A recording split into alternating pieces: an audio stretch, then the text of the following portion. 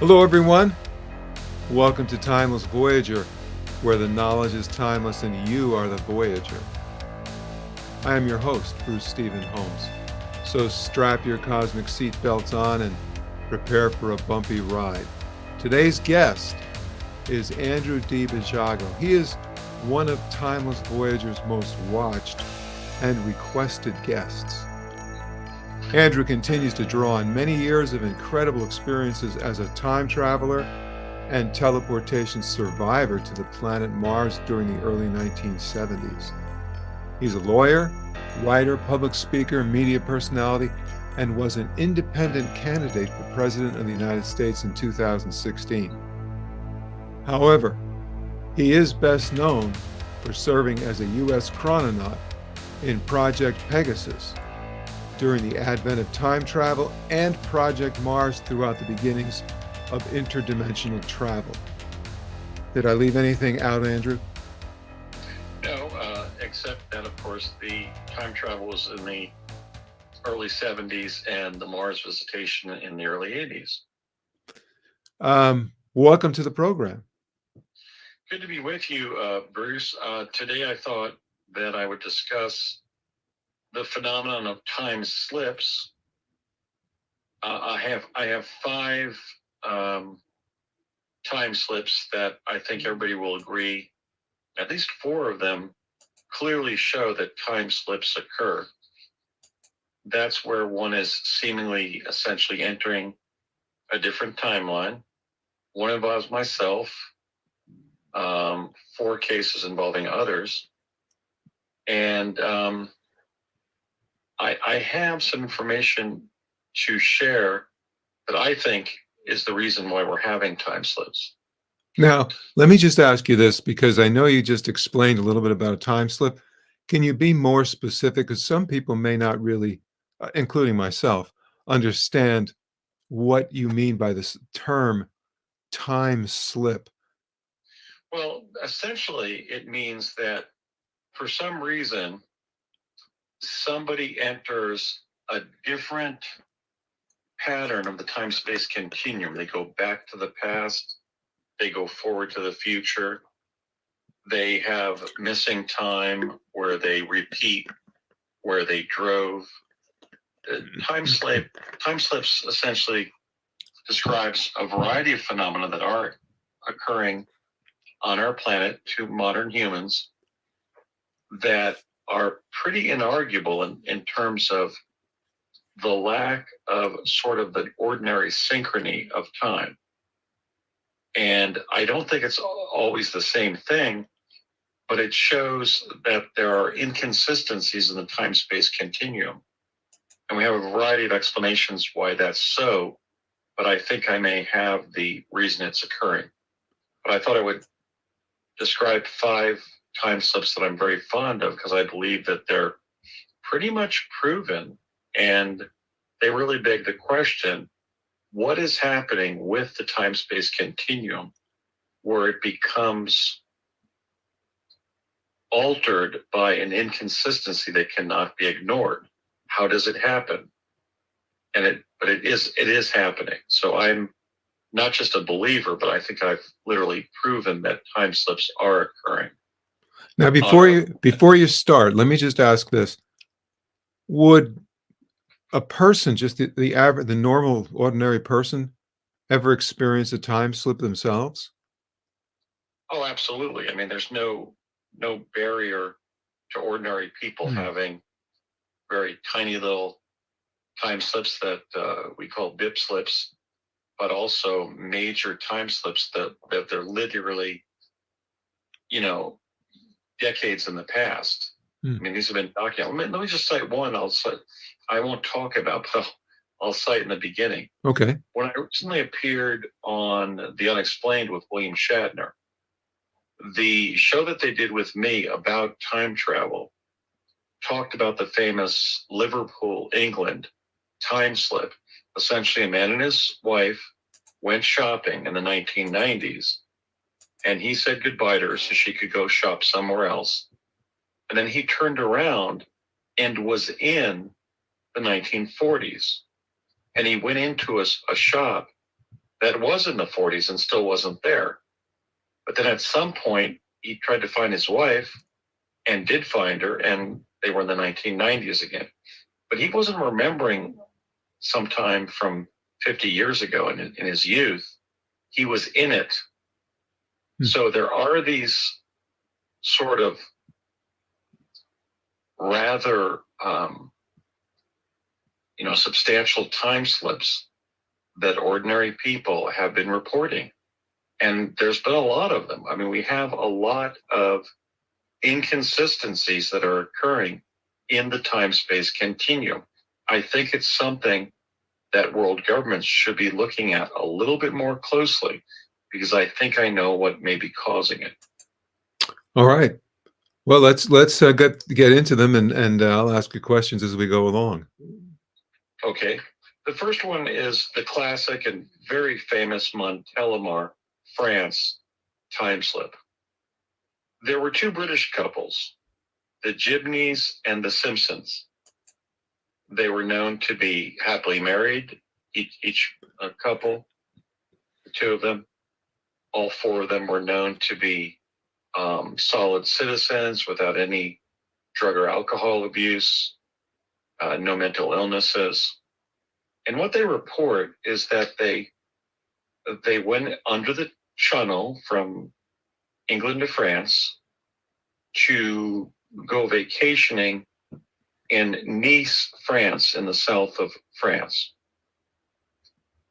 And when they got to the town of Montélimar, they said, why don't we stop for the night at this very quaint bed and breakfast here in Montélimar? And they did, just to take a rest before reaching Nice in the south of France. And when they did, they started noticing inconsistencies about the bed and breakfast. One is that instead of having glass windows, it just had wooden shutters over the windows in their room. And then when they went down to breakfast, the waitress at the bed and breakfast eatery, which was more or less like a barmaid, didn't recognize the modern French word for motorway, which was somewhat interesting because one of the four of them, the Gibneys or the Simpsons, knew French rather well, and he explained to the others that this waitress has never really heard of the modern word for motorway. They then had breakfast, and two French policemen, named, of course, gendarmes in France, came into the eatery dressed in period clothing from about the 1890s. And they also noticed that when they paid for breakfast, the four of them were charged 4 pence, which would be like having a country breakfast in England and spending 4 pennies. It was an incredibly small bill for a full breakfast for 4 adults in France. So they went on to complete their vacation in Nice. No, they left Montélimar, and they went down to the south of France, spent about 2 weeks. And when they returned across France to enter the Channel, which of course is right next to the English Channel there, in northern France to go back to England, the bed and breakfast wasn't there. They searched all of the town of Montélimar. So they went back to that immediate neighborhood and they said, wasn't there a bed and breakfast in this area? We just spent a night there and had breakfast there on our way to Nice. And they said in French, with the one of them that spoke French, they said, yes, but it was years ago, it was decades ago. And he said, when? And they said, in the 1890s, we think. So the basic import of the story of the Gibneys and the Simpsons regarding Montélimar is they had a time slip from the contemporary era back to the 1890s. Because there was no, and the amazing thing about that was nobody in Montélimar, including at the bed and breakfast, reported their modern automobile. So that's a mystery. But that's a classic time slip case. And I start with it because something actually happened to me when I investigated the Montelimar time slip in the 1890s. I don't have the original time, but it was certainly the 70s, 80s, or 90s. But I think it was closer to the early 90s than being in the 1980s than certainly the 70s. So it was almost 100 years into the past that for some reason they spontaneously time slipped to. And they were not involved in any kind of modern quantum physics, any drug experiment. They were just going on vacation, and they went back to the past in Montelimar. So I looked into Montelimar, and I investigated not so much the Gibneys and the Simpsons, but what could have been going on in Montelimar, France, when the Gibneys and the Simpsons had their famous time slip. And what I found initially, momentarily, if you will, is that the largest release of radioactive plasma in the history of the French nuclear program had occurred in Montelimar right before their time slip. And I kind of got somewhat discredited unfairly in the blogosphere because everybody was saying, Andy, we can't find this on the internet. And I went back for where I had found that, not about their time slip, but about this horrendous release of radioactive plasma, in the largest release of radioactive plasma in the history of the French nuclear program. And it was gone. It had been completely scrubbed off the internet. So it was either scrubbed off by somebody intentionally, like the French government, the French nuclear program, somebody in England working for MI6 to hide the fact that the Gibneys and the Simpsons had their time slip because there had been this god-awful release of radioactive plasma. I had all the evidence on the fact that the Montelimar nuclear plant was the biggest in France, and it was the biggest release of radioactive plasma. But I could not find that proof. It was gone. Now, either I entered a time slip, or I was told of that event, or it was scrubbed. So I just add that as a kind of an additional mystery or complexity of the story of the Gibneys and Simpsons. I did have that information. I wrote about it. I don't remember who it was for. It may have been for Jeff Rentz's Rentz.com website. But I wrote the whole thing up that, hey, now we know that the largest release of radioactive plasma in the history of the French nuclear program happened right before they entered Montelimar. It was in Montelimar, but then it was gone. So it added another level of mystery and complexity that to this day, I do not have the answer for, probably 30 years later. I don't know what happened to the information I was able to report, but it was good reporting. It was investigative journalism that led it to a lead, that there was an explanation for the Montelimar time slip, but then it wasn't provable. It was something I had recorded as a reporter, an investigative reporter, and then it was gone. So this is kind of part of time slip that we're trying to deal with. What explains these time slips, and what explains the loss of information from the world that we're in? Its replacement with something else, or it just disappearing as part of reality. And I myself, and quite a number of people I've known, have had all manner of erasures of reality. Like, there are a number of people I know who got some coffee in the kitchen, put it on their desk, let's say in their study or living room or something, and then gone back and the coffee's not there. That is so commonplace that there is a subjective dimension to reality that we really have to look at. So are you my Telemar case? Yeah, let me just stop for a second. So what you're suggesting, I guess, is that when most of us have an experience where we think that we brought something into the room and then we can't find it, and then we're walking around the house looking and looking, and we finally find it, and then we immediately subjectively say, oh, I guess I must have forgotten where I put it. But you're saying that may not necessarily be true. It may be a time slip. Is that correct?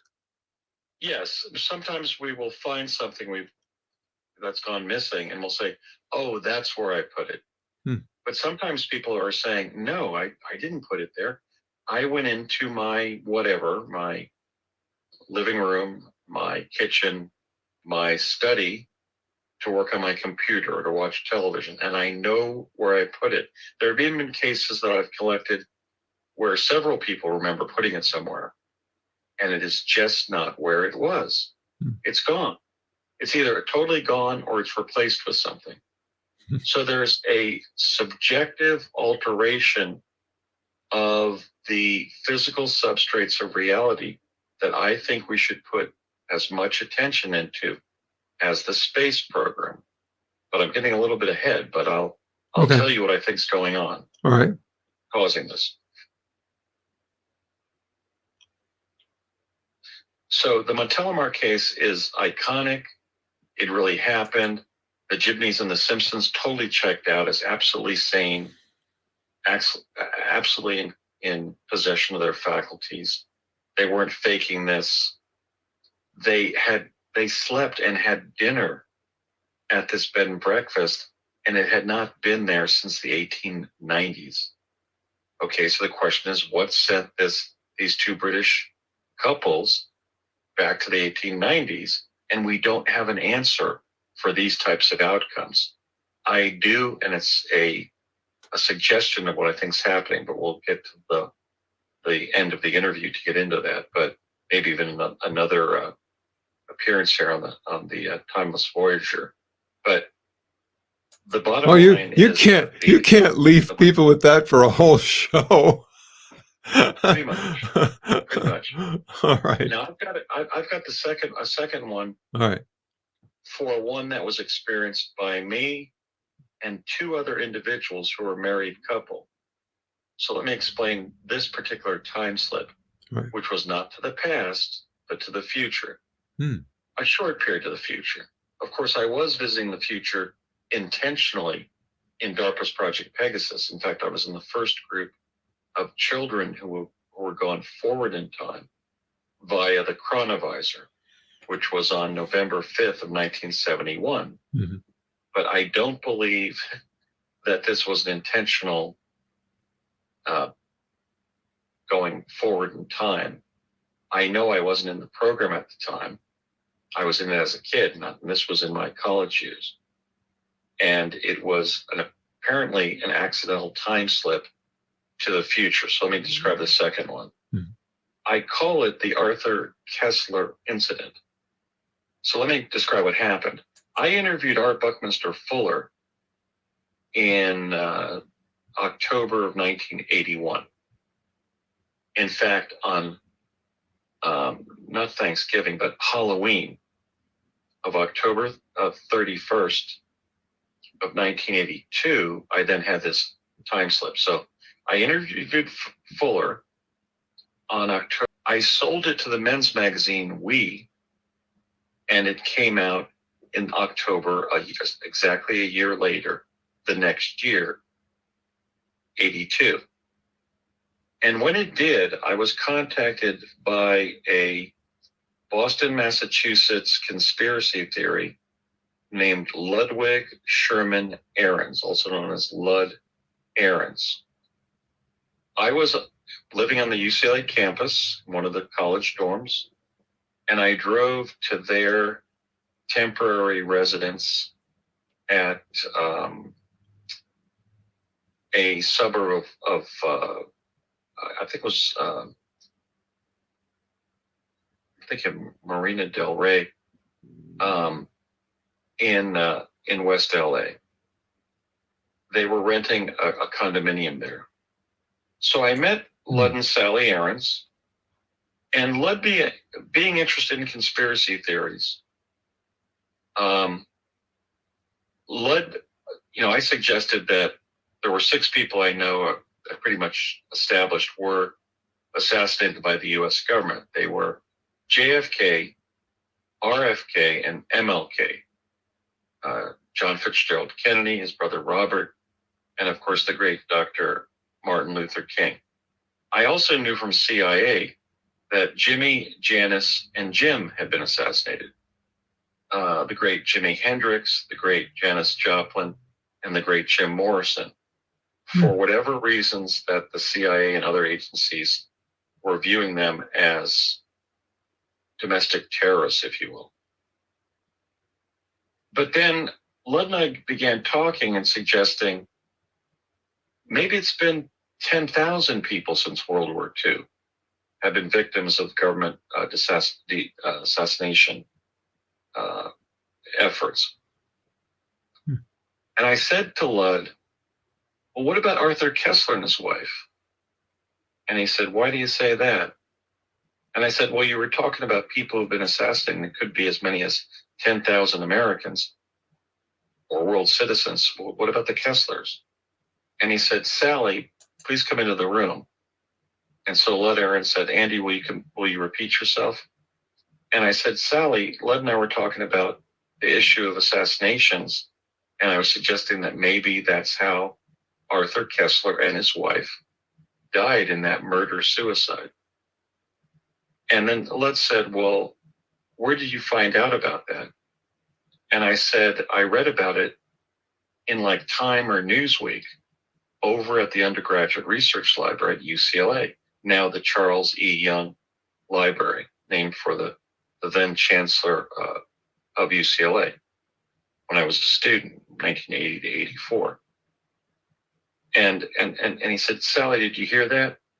And she said, I most certainly did. So what I found out is that I was speaking about something that wouldn't happen yet. And it wasn't a psychic event or a premonition. I remembered, and I explained to the Aarons how I remember going in to the UCLA Undergraduate Library and reading about the death of the Koestlers. The problem was it wasn't time yet. This was Halloween of 1982, and I know it is because Fuller's interview with me had been published that year, a year after I did the interview with Bucky. But the Koestlers wouldn't die, or at least their death wouldn't be reported until like March 1st of 83.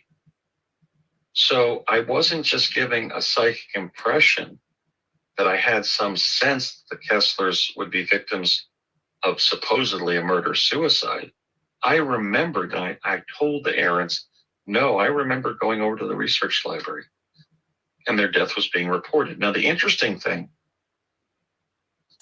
is on my way over to the library, I was very hot. I had like a fever. But the bottom line is I had a time slip to the future. Being on the UCLA campus as an undergraduate, that was 5 months ahead of time. That has to be the only explanation. I wasn't mistaken that it was the Koestlers. Arthur Koestler, of course, was the famous writer of Darkness at Noon and a book called The 13th Tribe, suggesting that the Jewish people, the modern Ashkenazis, were Khazarians, which they were not, by the way. Only about 5% of Jewish men have any Khazarian blood. So Kessler's basic brief on the Jewish people was simply not true. But I think probably his most famous book was Darkness at Noon. And I knew it was Arthur Koestler being written about. I knew it was a murder-suicide involving Mrs. Koestler. I knew when I had read it. It was before I went over to the Aarons rental condominium in Marina Del Rey So it was before Halloween, before October 31st of 82. I knew I had interviewed Fuller in October of 81, and I sold it to We for, I think it was about $750. It was my first major placement of one of my works of journalism in a mainstream magazine. So the Aarons wanted to meet me after reading it and ask me questions about Fuller. When I was there, I found that Ludd was, during that meeting with them, I remembered that he had taped my interview, my audio tape with Bucky Fuller, and he had other audio tape interviews. I noticed on his dresser and in the living room, he had an interview with John Lennon of the Beatles, great luminary in his own right of his time. And then later, a number of years later, he said, "Andy, I never recorded your interview with Fuller." And I said, "Ludd, I remember that happening." He said, "Nope." And I said, "Did you have an audio tape interview with John Lennon? It was on your shelf." And he said, "No, I never had an interview with Lennon." So this was what I call the problem of indeterminacy.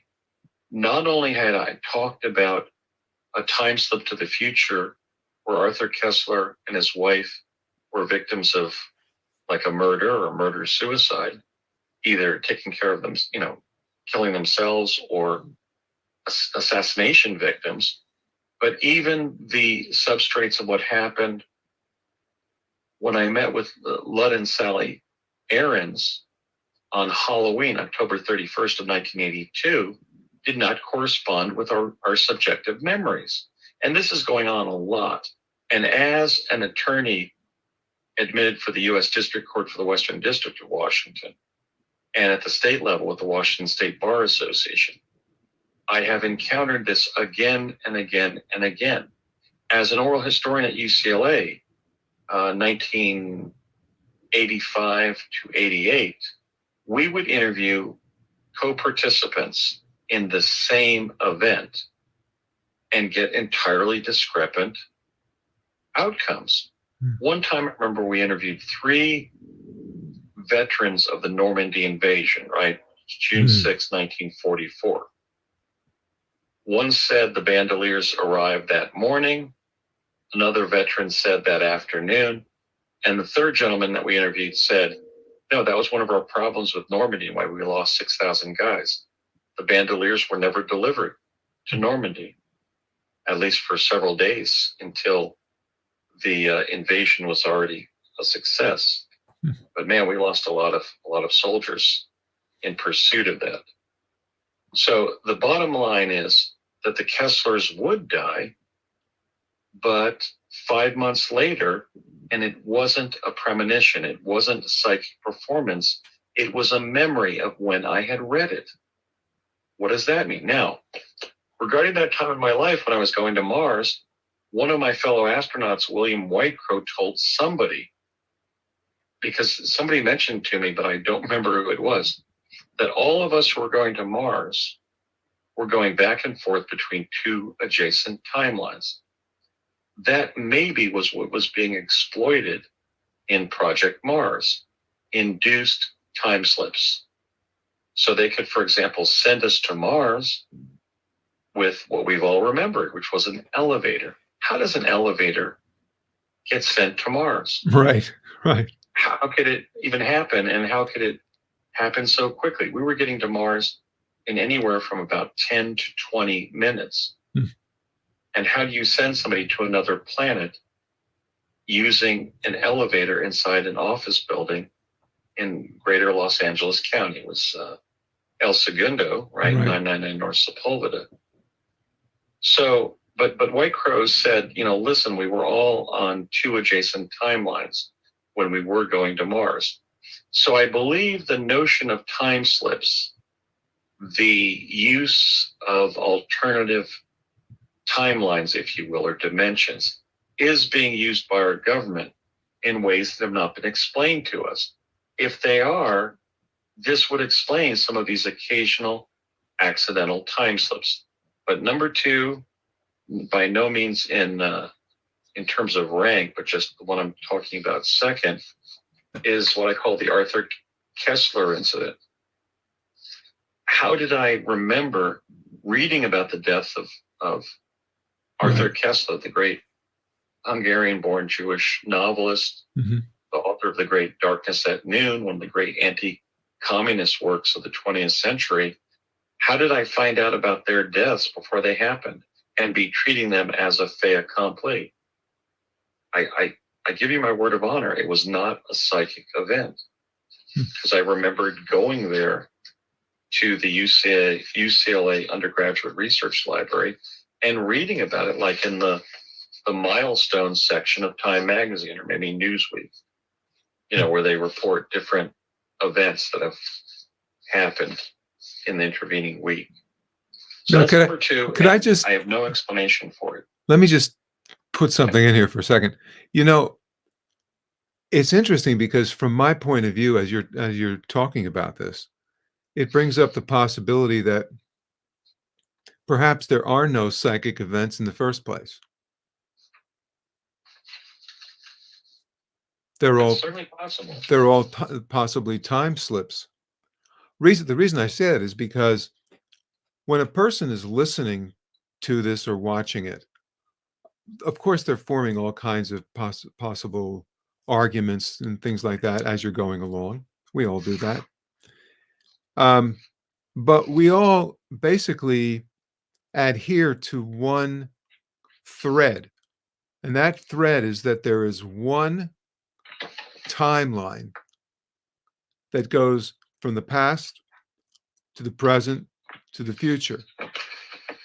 But when a person begins talking about the concepts that you're talking about, it is not very easy to accept it, because if what we're talking about is possible, then the problem is that where does reality exist? And of course, I'm leading to the fact that we really depend on the idea that we believe in this postulate that there's past, present, and future.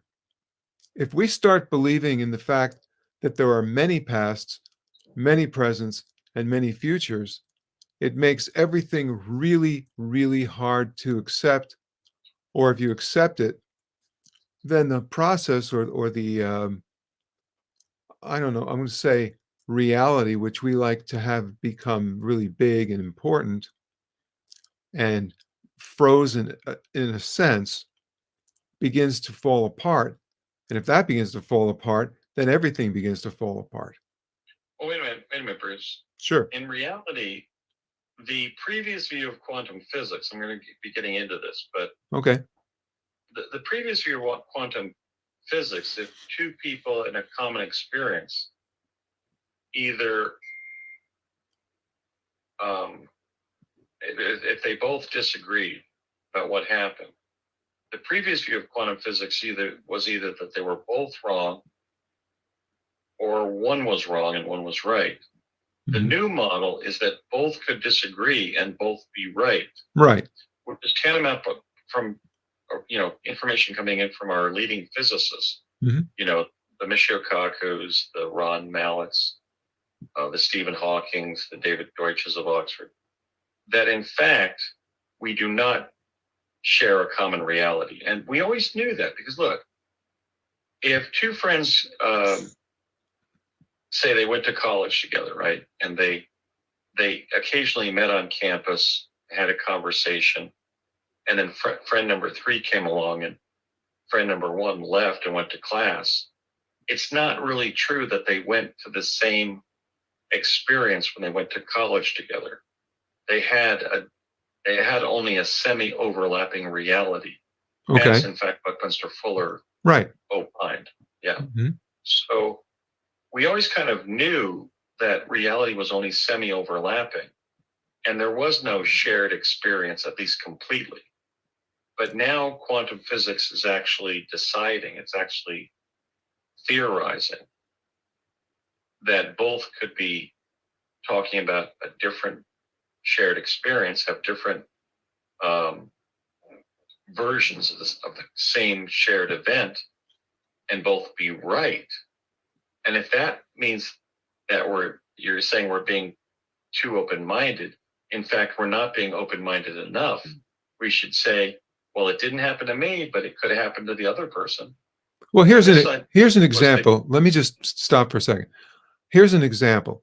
I recently had a remote viewer that I did an interview with, and we were talking about the fact that in the remote viewing, even when he had like a really successful hit, which means that he saw something that really did happen, and he had the sketch that showed that he had found all of the different objects that were important to the remote view. But he said, the only thing I don't understand is why were these objects in different places? And I said, I believe it's because if the time-space continuum really isn't as location um, involved, for example, not only is there a past, present, and future, but let's just say the somewhat present. Everyone expects the same locations for certain things. Now, I don't want to get too much into this because I don't want to interrupt your flow, but I'm just trying to say one of the premises here is that your house and my house are going to be in the same place all the time. When we visit each other and all that, we expect that. What we don't expect is something you mentioned before in your first story, and that is I go to your house and it's not there, it's somewhere else. You can't find my house because the last time you were there, it was in this area, and now it's not there. So that's a very important part of the entire thread. Would you agree with that? Yes, I didn't mention it on this show or didn't plan to mention it, but I knew somebody who had a brain disease. And when he was released from the hospital, it wasn't just a matter of a house in his neighborhood being torn down. It had never been there. Mm-hmm. So that begs the question, what is reality? Right. Did this person not remember that tearing down that house because he had an aneurysm or that brain disease? I'm forgetting what it's called, where you have a brain infection. But the bottom line was he checked with all the other neighbors, and it had never been there. It wasn't there when he was taken to the hospital. So perception does matter, but that's why we have to ask regarding these time slips, is it just a perceptual deficit or mistake, or is it something that's validated by numerous people? Certainly the Montelimar time slip and the Arthur Kessler event, which was a time slip to the future, involved myself and Ludd and Sally Aarons, and for that matter, the two Kesslers as subjects of the time slip, at least involved 3 people, but implicated 5. I have a third one to show that this one is another example that could not have been a perceptual mistake or deficit or something attendant to a disease of the brain. This one comes from the great broadcaster Gary Anderson. Gary has told it on several shows that I've been on, so I believe I can kind of talk out of class here and share this story with others. Gary definitely wants it known. He lives in Gig Harbor, Washington, and he was traveling with his children to Rainier, Washington. They stopped at a restaurant. His kids were still young enough to say, "Hey, Dad, look at all these neat old cars here at the restaurant." And when they came out, they had lunch, I presume, possibly dinner. And they came out and they were still in the time of that place, but they were all old cars in the parking lot. So Gary says he thought that maybe they were people who were participating in an antique car show in the neighborhood and just stopped by because this was a great restaurant. to have lunch or dinner at. They then went back to Rainier, Washington, and looked for that restaurant, and it didn't exist. There were no modern cars, no antique cars, and no restaurant. So Gary investigated what happened to that restaurant, and he found that the original restaurant they went to had not been there for decades. And the time that it was closed down was the time that those antique cars were seen by he and his children. So that takes it obviously out of Gary's mind. It was a shared experience Okay. of essentially going back to the past. Mm-hmm. Well, it does show that there may be more than just the subjective experience, because what we have in dualism is everything has an opposite. So you have, for example, you have the concept of the real. Let's not call it the real experience, but let's call it the objective experience and the subjective experience. And you, having been an attorney, a lawyer, and worked with witnesses, you see the objective versus the subjective over and over again. But it's possible that it's not just dual. There could be many more than just those two possibilities. Now, wait a minute. Wait. I read this the other way. He had, I believe it was at least two children in the car with him. So those are three individuals who remembered the original restaurant with the antique car shows. And then all three of them or more went from Gig Harbor to Rainier, Washington, and all experienced not finding either the restaurant that was there or any evidence that had been torn down recently or those cars. So that's enough for evidence. Right. In other words, it wasn't his subjective experience. It was the whole family's, and they reported the same thing. Okay, and I'm not saying that they would have had separate experiences. Okay, they had the shared experience. But I'm saying it's the shared experience that they had. The question is, and of course this is kind of a silly question, but if there was some way to interview other people who were in the area where they were and ask them what their experience was, then you would finally find out whether there was a difference between the two experiences. Right now, we can't do that. There could have been, for example, an antique car show in the present, and then both that was shut down and the restaurant was torn up. But when Gary investigated it, that wasn't the case. The restaurant had been there decades ago, you see? Well, yeah, and I'm not suggesting either one. I'm suggesting, how about if they really were in a different time line, period. If they're in a different timeline. I think they were. I think there was enough evidence to hang our hat on and say, if the Anderson family experienced the restaurant, experienced the antique cars, and then investigated and found out that the restaurant had not been torn down recently, that was reliable prima facie evidence that they had time slipped into the past while stopping there for lunch or dinner. And it was a multiplicity of family members who knew each other and were on very good terms with each other. So it was I think that's a very reputable time slip. Okay. Because it was proved by three or more who agreed and investigated the very restaurant they had stopped at, you see? Mm-hmm. I'm not going to argue it. And there was evidence they were in the past not with the good luck of seeing a very interesting antique car demonstration of some kind, like a contest among antique car models. But there wasn't a car show. They were just cars from that time period that were being seen, because for that short period where they stopped off the road and sought lunch or dinner at that restaurant, they were in the past. I mean, that's my interpretation. I think Gary would agree with that. Yeah, I do.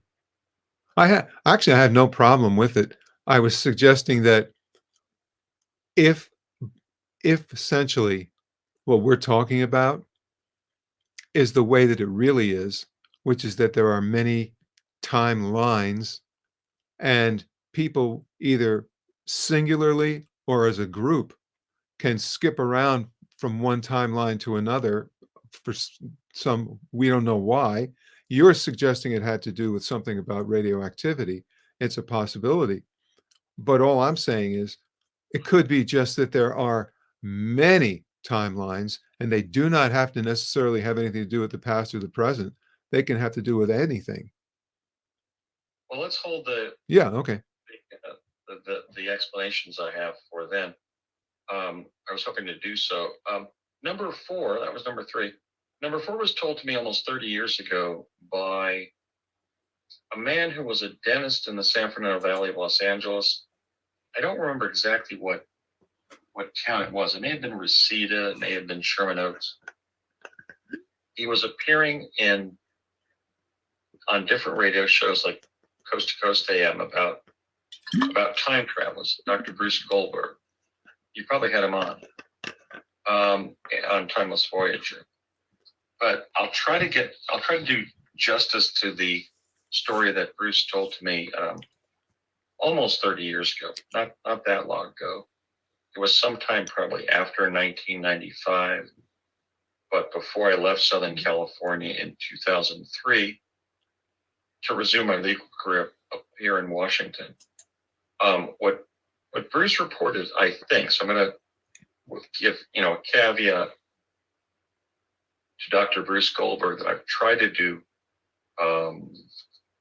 a good telling of his experience, but I apologize if I've gotten this a little wrong, but I think I have it right.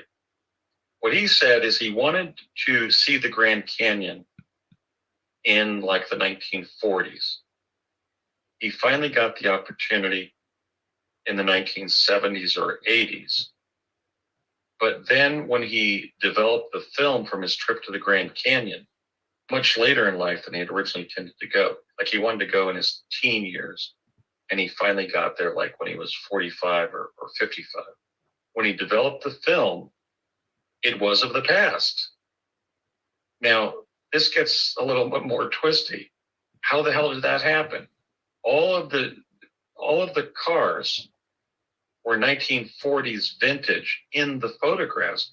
But when he did visit the Grand Canyon, he said to me, I think this is what Bruce Goldberg said to me. Andy, when we went to the Grand Canyon, it was still the present. Why then were the photographs taken from a much earlier time? In fact, the very time when he originally wanted to go to see the Grand Canyon. So I think this is starting to indicate what may be going on. So I'll say it now, which is there seems to be some aspect to evinced reality that indicates we're living in a self-organizing universe. So if, for example, let's say we have a desk near a window and we think about a particular person and we haven't seen them for, let's say, 40 years, and then they walk past the window, is it a coincidence, or is it just that there's actually a kind of a numerical explanation of what events happen, but it's just too complex for us to model mathematically? The self-organizing universe of Stanislav Grof, as it were. I had one synchronicity in which 4 reminders of the solar aviator Paul McCready happened to me in one morning that were unrelated. In other words, the universe was informing me of Paul McCready, almost telling me, write a book about Paul McCready, the solar aviator, the creator of the Gossamer Albatross, the Gossamer Condor.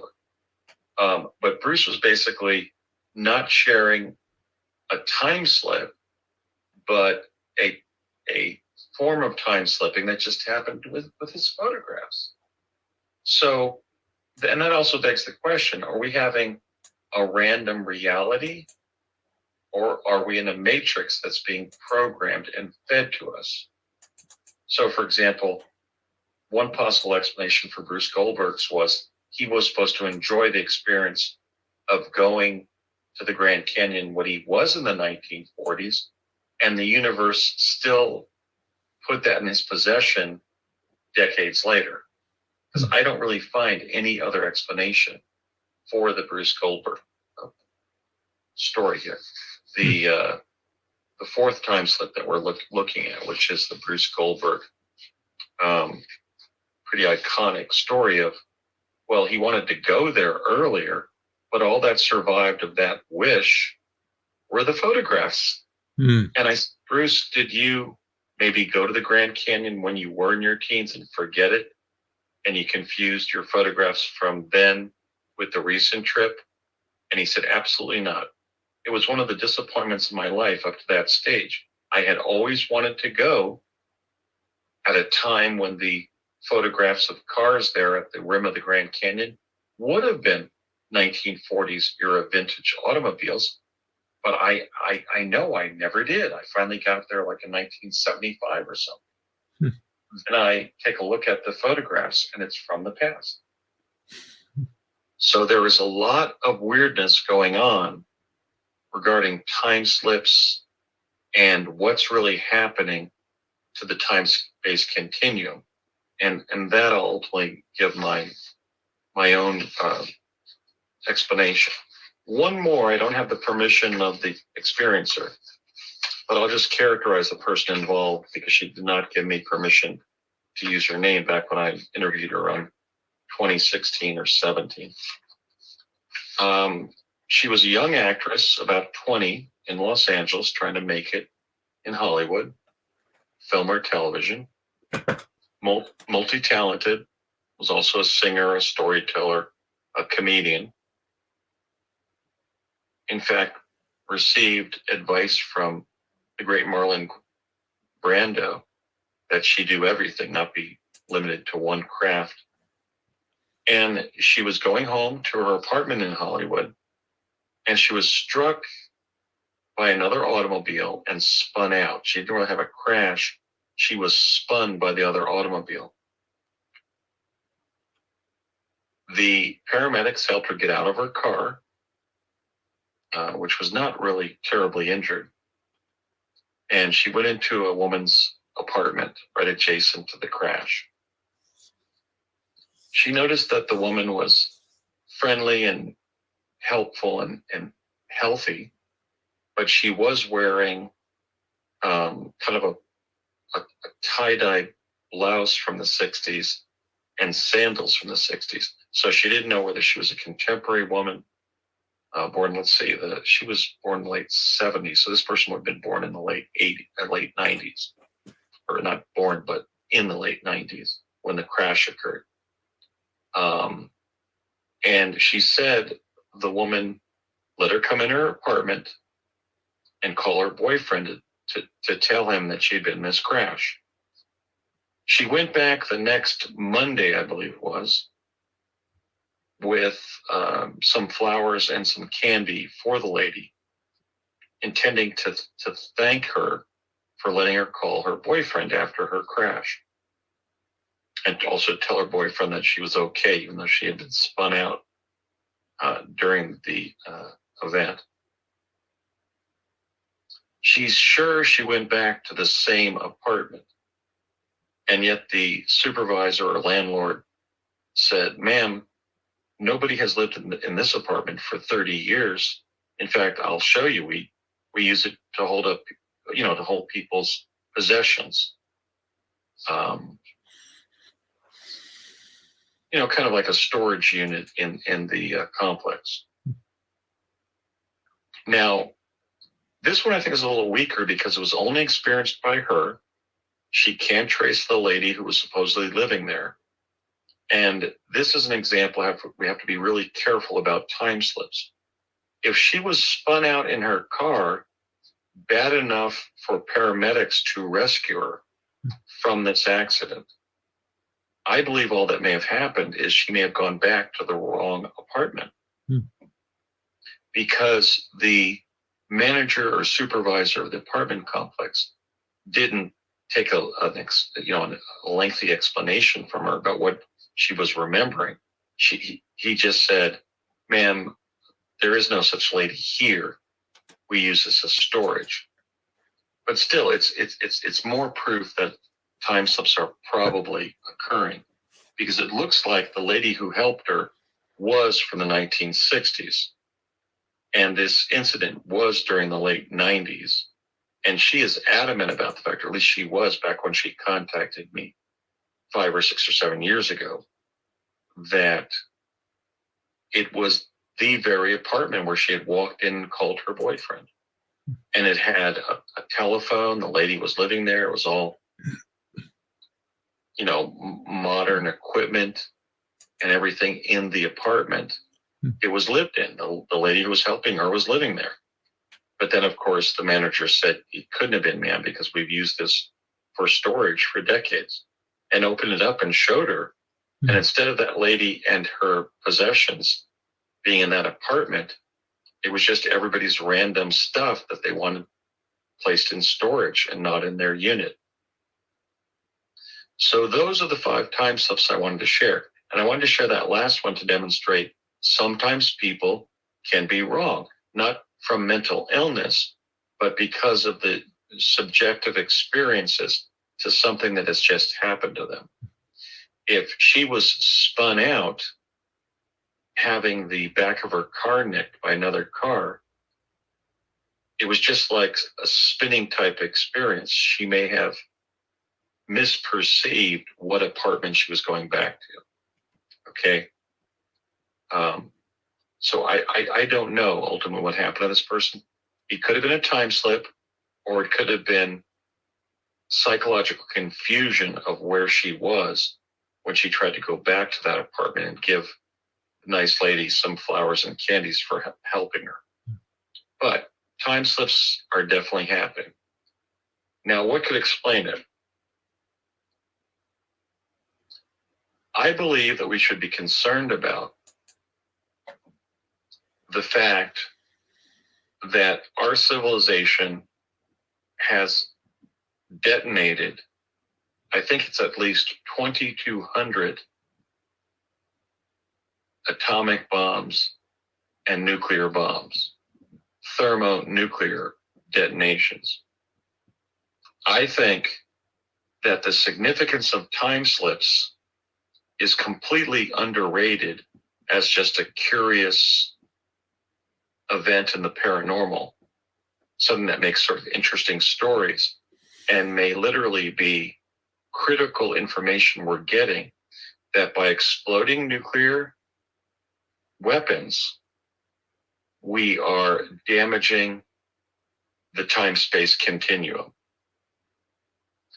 If we are, and I think there's evidence that we are, because these events seem to have proliferated with the proliferation of nuclear weapons, we may be upsetting and permanently injuring the time-space continuum itself, the time-space continuum that we rely on so that future follows past and not the other way around. I mean, because without quantum access-based technology, we should not have experiences where event follows the cause. But as we've discussed in some of my former appearances with you and others, that's what quantum access does. In other words, time travel causes us to experience the event before the time is experienced. That is replacing linear causation with what I call circular causation. Okay?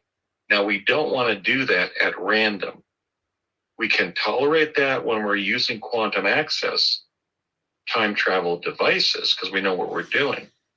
But to accidentally put the event before the cause to mass disaster. And I really want to blow the whistle on this possibility.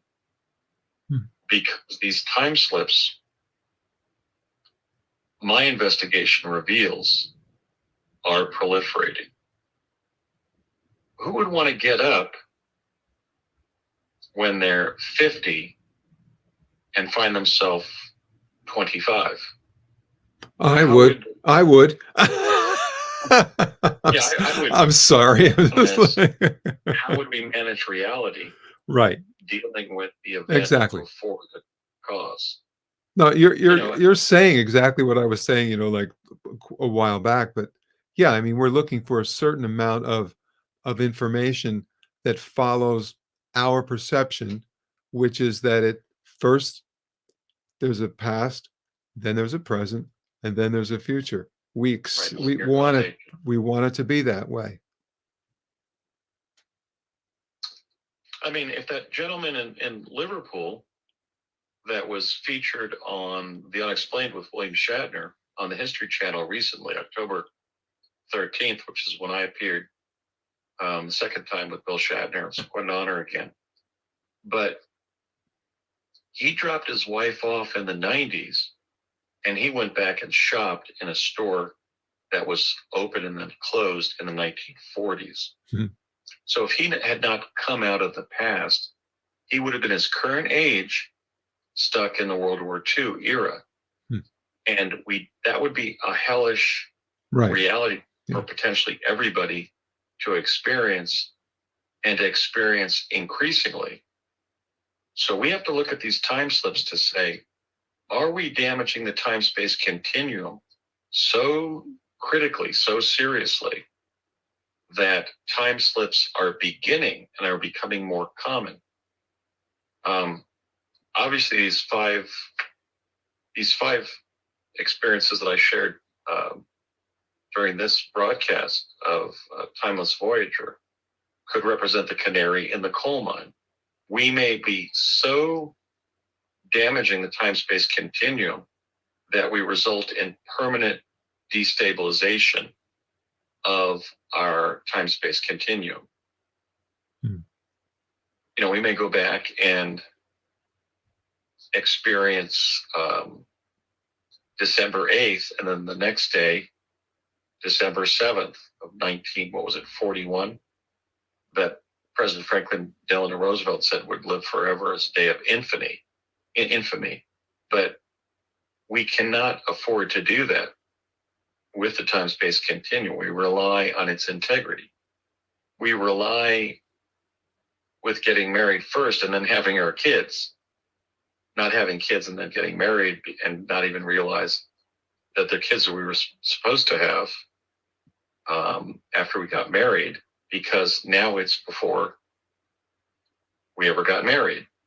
Wait a minute, it was supposed to be after we got married that we're really in. So in other words, we can't screw up the past and future and get away with it. It's going to be potentially a series of absurd, nonsensical realities.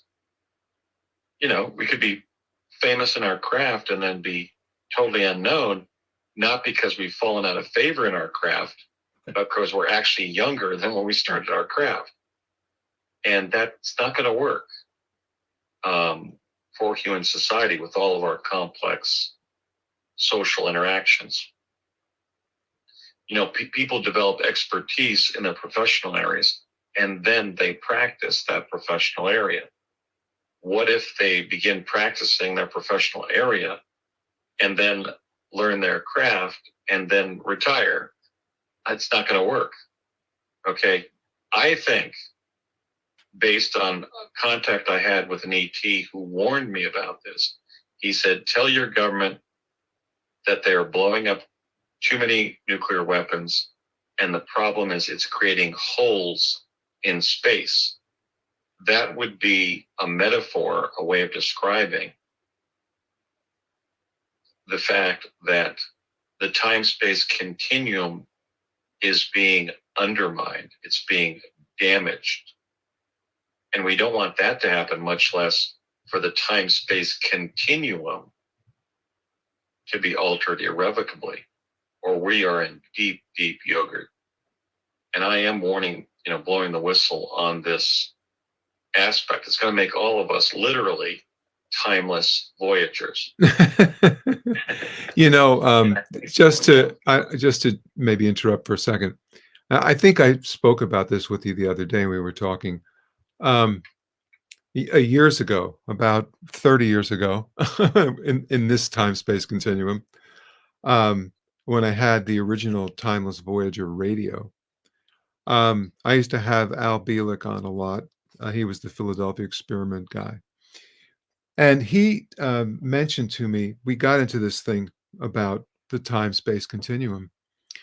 And he said, the thing about it is, first, uh, we tend to think of things like the time-space continuum as being very, very strong, that that's the way it is. And he assured me that that is not the way it is.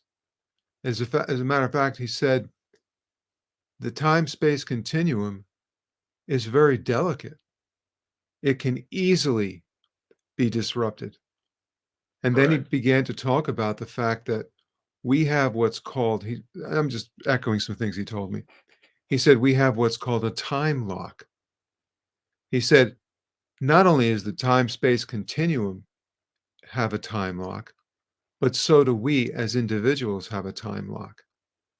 Correct. And then he talked about what happened in the Philadelphia experiment. He said one of the main problems that they had was after the experiment occurred, there were a number of sailors who lost the time lock. And so what happened? Well, some of them just literally burned up for no apparent reason. They just disintegrated. Others did not know where they were and were very, very agitated and were never the same. But he came back and he said, what I'm talking about is a rip in the time-space continuum. And that's, I believe, what you're talking about. What I'm saying, but by the way, Al Bielek told what I call the Philadelphia experiment cover story rather than the real Philadelphia experiment. That's Chris for another show. Okay. But I share the description of what happened by one of the physicists assigned to Pegasus, which was the Honorable Robert W. Beckwith, who gave 4 interviews, 2 to me, one to Alexander Bruce, and 1 to R. Ken Thomas, describing what happened in the real Philadelphia experiment. But suffice it to say, it doesn't really matter because, germane to Al Bielek's point, there was something that became known as the Philadelphia experiment. And whether it was one person fused to a column in the splash cowling of the captain's mast of the ship, or many sailors, the bottom line is that Al was talking about the fact that our mastery and our fixedness in the time-space continuum is very delicate. And that really advances my point today. Right. We should insist on the world's governments no longer causing rifts in our mutual timelines by blowing up nuclear weapons. I believe that's what's causing it. That's been the major change since 1945 that has caused these rifts in the time-space continuum to take place as time slips. Time should not be played with like that. It's too delicate. And I agree with Al Bielek in making this point. In fact, we honor his memory by his valiant attempt to keep public interest about time travel alive, because he knew some of the truths of Project Pegasus. I don't know whether he ultimately was in the program or was mind controlled to think he was, or knew some of what had gone on. I do know that Al told me the one time that I talked to him on the phone that he had gone back to a former employer, and they said, "Al, do you know you used to work for us?" And he said, "No, I thought that was the first time I talked to your company." And he said, "No, in fact, you've worked here before." So Al himself was a victim of an alteration of his understanding of his own life caused by these rifts in the time-space continuum. and the government activities that he almost certainly was involved with on some level. That's the danger. Until those people pass, those people are going to have outcomes that don't make any sense. And I know that Al was thought of as kind of a lunatic, but I interviewed him and I was convinced that he had been in classified defense-related research and development activities, just like I had been. I've had more time to figure out exactly what happened, like what times I was going to and how long I was spending there. Yeah, you were in a situation that's quite a bit different in the sense that you were being directed. And hopefully the people that were directing you understood it a little better than what happened in 1941 or two, whatever that year was. Al was, if at all, in the early days of time-space activities. I was another generation of that and had a little bit more clarity as to what we were doing. But I did have some of those strange dyssynchronies of reality. Like, I was convinced Dr. Sterling Colgate was convinced about what he had done and not done. And wait a minute, he's the guy who sent me to Gettysburg on the day that Lincoln was giving his famous speech there.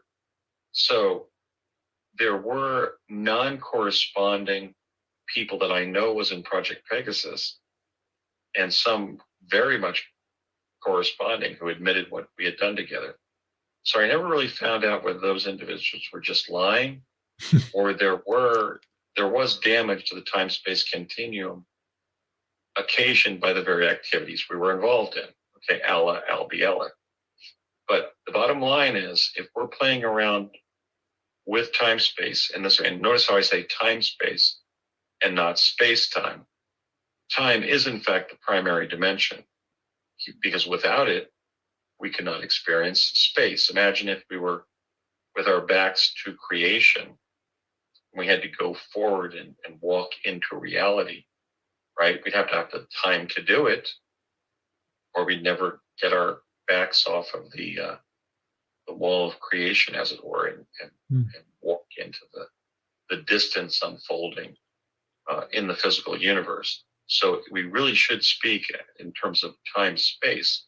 But when we do, I think we have to be vigilant about not causing time slips, essentially. In other words, not harming the time-space continuum.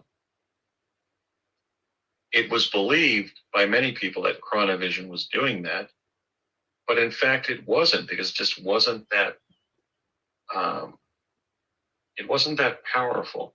They were going back to the past as it was and doing everything possible not to change it. I myself was understanding orders when I was going back in time, for example, to not touch anything, not destroy anything, and so forth. So we have to be very careful while time traveling, but also just doing things like blowing up nuclear weapons. We should not be blowing them up. Dr. Michio Kaku, when he was not talking about time travel, in fact, he refused to even talk to me about time travel when I began sharing my time travel experiences with him. He was working on nuclear energy. And I think that some of our leading quantum physicists were very disturbed about nuclear energy itself, not just damaging the time-space continuum, because it's having untoward effects that are very serious. And we have to prevent those effects to be at the highest level of environmental protection, if you will, because the ultimate environment we may be protecting is the time-space continuum. How are we going to function if the time-space continuum becomes so destabilized that it's no longer performing rationally or in the way it's supposed to? We would all potentially be in great danger. But the bottom line is we do not know enough about this realm to start harming it. As Aldo Leopold said, the first rule is of conservation is to save all of the pieces. And I think the first rule of conserving the time-space continuum is let's just not follow Aldo Leopold's famous advice to save all the pieces, but in the right order. Okay. Right. Yes, I was born before Julius Caesar. If we become in a global civilization where I was born before Julius Caesar, how are we going to reason the world that we're in? Everything will be altered irrevocably and nonsensically. And I do believe that the handwriting is on the wall. With that, I want to say thank you so much for bringing us into a level of perception that most of us don't think about. To everyone else, thank you for listening and watching the Timeless Voyager series. Of course, we're on video players like YouTube and audio players like Spotify, Apple Podcasts, many more. One thing you can do to support the growth of the Timeless Voyager series is to hit that like button, share, comment, and please subscribe. It really helps to keep the podcast on the internet so that I can keep producing content like the program you've just watched and or listened to. Also, these actions are very important because they trigger algorithms. And you know, algorithms are everything these days. And then they help grow the Timeless Voyager channel. Remember, there's no obligation and the actions are free. My name is Bruce Stephen Holmes, and I hope that your own personal voyage through life towards the development of your highest potential is a joyous and successful one.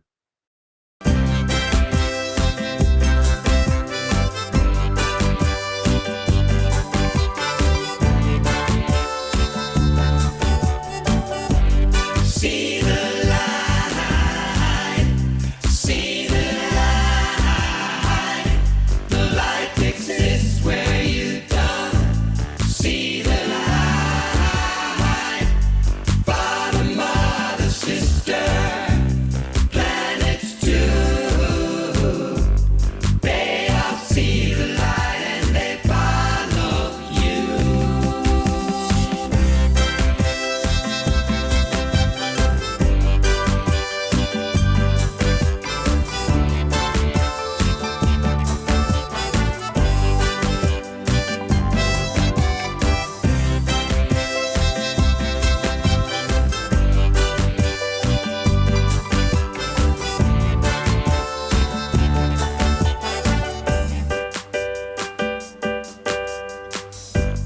Hear the light, hear the light.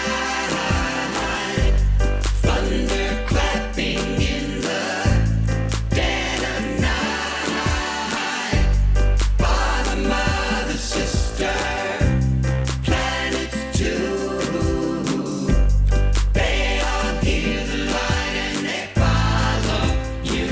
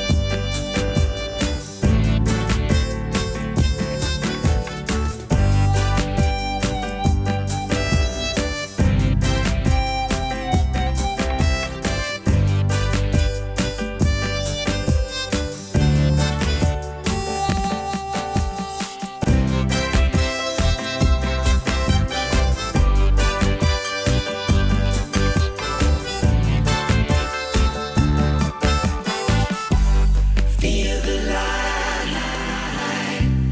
feel the light. Warm and tender, so we feel alright. Father, mother, sister,